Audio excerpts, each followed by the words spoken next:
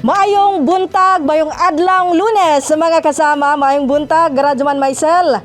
Dinhita karon sa May Marang Street, Barangay Wilfredo Agdao ning Dakbayan sa Davao. Kay lain na usab nga benepisyaryo nato. Ang tunulan nato nining atong dala nga solar radio transistor nga hatod sa RMN Foundation sa atong One Radio Campaign. Maayong buntag tay. Okay, ali tay. Sige, si kompletong pangalan ni tatay.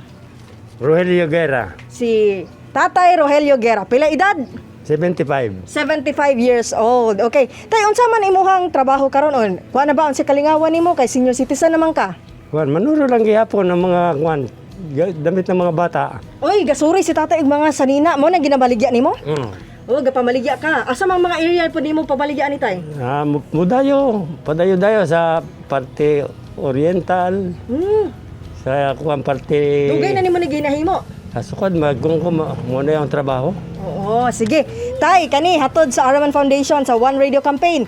Dawata ang ato ang solar radio transistor. Ay, salamat okay. kayo. Salamat. Tay, unsa ka importante nga isip no? Kuan usa ka tigsuroy aning mga sanina karon nga na imong kalingawan. Magbiyahe ko, madaladala ko ni radyo Oo. para kay kalingawan. Kalingawan ni tatay. Unya ma-update po ka sa mga balita tay no kay di naman na kinahanglan pa isaksak kay solar man na. Lagi, salamat kayo. Okay, ayan, mission accomplished mga kasama. Kauban si Radyoman Joy Bray, gikan din sa Barangay Wilfredo Aquino Agdao. Kini si Radyoman Aimee Genita, Tatak RMN.